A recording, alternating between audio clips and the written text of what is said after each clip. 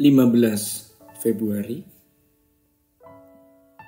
Shalom, Bapak Ibu yang terkasih di dalam Tuhan.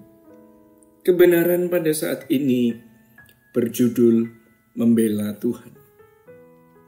Saudara-saudara, firman Tuhan mengatakan, jika Tuhan di pihak kita, siapa lawan kita? Dalam hidup ini tidak mungkin kita tidak memiliki musuh. Bagi kita yang sedang berjuang mengenakan Yesus di dalam hidupnya, jelas-jelas musuh kita adalah kuasa kegelapan.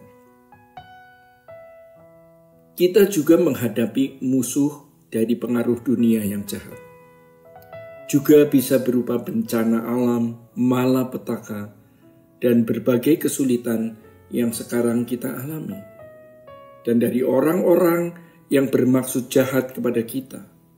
Selalu saja ada orang yang bermaksud jahat kepada kita dimanapun dan kapanpun. Yang karena semuanya itu kita jadi susah. Namun Tuhan Yesus berkata, kesusahan sehari cukuplah untuk sehari. Sebab hari esok ada kesusahannya sendiri. Itu berarti selalu ada kesulitan hidup. Tetapi kalau Tuhan di pihak kita, siapa lawan kita? Banyak di antara kita yang berkata, Tuhan adalah penolongku, Tuhan adalah pembelaku. Tapi kalau jujur, kadang kita tidak yakin kalau Tuhan benar-benar menolong dan membela. Keyakinan bahwa Tuhan membela itu tipis dan kadang-kadang hampir-hampir tidak ada. Mudah mengatakan Engkau perlindunganku Tuhan. Tetapi sejujurnya kita tidak merasa ada payung perlindungan di dalam hidup. Tidak ada keyakinan yang kuat dan tidak merasa bahwa Tuhan memberikan perlindungan. Terbukti dengan kita masih merasa takut, cemas, khawatir, dan gentar. Jangan-jangan Dia tidak menolong dan membela kita. Saudara-saudara, lalu bagaimana kita dapat memiliki pembelaan dari Tuhan? Camkan ini. Tuhan membela orang yang membela dirinya. Maksudnya Tuhan membela orang yang membela diri Tuhan. Pertanyaannya, apakah sebenarnya Tuhan membutuhkan pembelaan kita? Jawabnya tidak. Tuhan bisa membela dirinya sendiri. Tuhan sanggup melindungi, membela dirinya sendiri. Kita tidak bisa berbuat apa-apa, tetapi orang yang mengasihi Tuhan pasti melakukan pembelaan untuk Tuhan. Walaupun sebenarnya Tuhan tidak membutuhkan pembelaan kita. Tuhan tahu dan Tuhan merasakan pembelaan tersebut. Bagaimana caranya kita membela Tuhan? Yang pertama, rebut diri kita untuk Tuhan. Yang kedua, rebut orang lain untuk Tuhan. Tuhan sangat mengasihi kita. Tuhan sangat menghargai kita. Bukan tanpa alasan kalau kitab suci mengatakan roh yang ditempatkan di dalam diri kita diingini dengan cemburu. Dengan cemburu artinya dengan sangat kuat. Mengapa Allah mengingini roh yang ada pada kita? Sebab Allah merasa berhak. Jadi cemburu Allah artinya tidak ingin kita ini tidak dimiliki oleh Allah. Allah mau roh kita kembali kepadanya. Dan Allah tidak bisa melakukan itu tanpa si pemilik roh berjuang. Roh di sini bukan Roh Kudus, tetapi roh manusia. Jarang orang merenungkan dan menghayati bahwa Allah yang menaruh roh itu di dalam diri kita.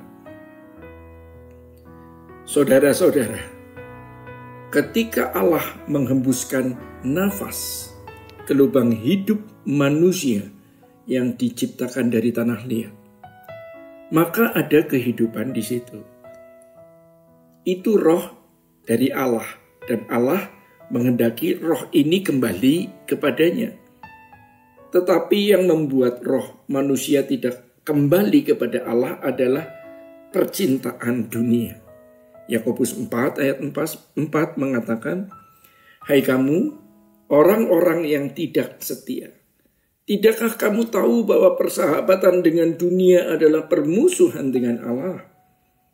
Jadi barang siapa hendak menjadi sahabat dunia ini, ia menjadikan dirinya musuh Allah. Orang yang tidak menjadi sahabat Tuhan berarti menjadi sahabat dunia." Rata-rata manusia bersahabat dengan dunia. Ikatan persahabatan dengan dunia ini kuat sekali.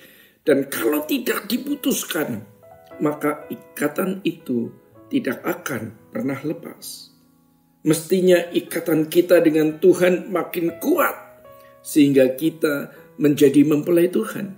Tetapi kalau seseorang mengikatkan diri dengan dunia, makin kuat terlekat dengan dunia, maka ia menjadi mempelai dunia, mempelai kuasa kegelapan. Dan banyak orang terjebak di sini.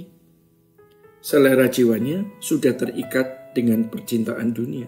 Iblis begitu cerdas membungkus gaya hidup percintaan dunia ini sebagai suatu yang wajar, yang etis, yang tidak melanggar moral dan membahagiakan.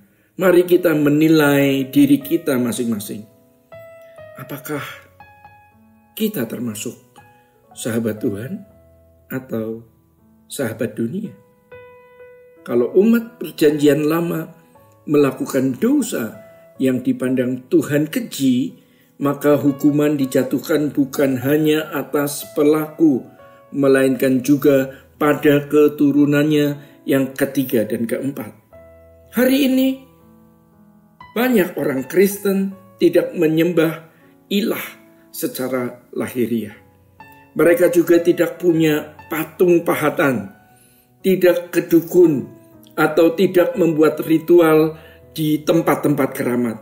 Tetapi iblis bisa menjerat mereka dalam dosa penyembahan berhala dengan cara lain.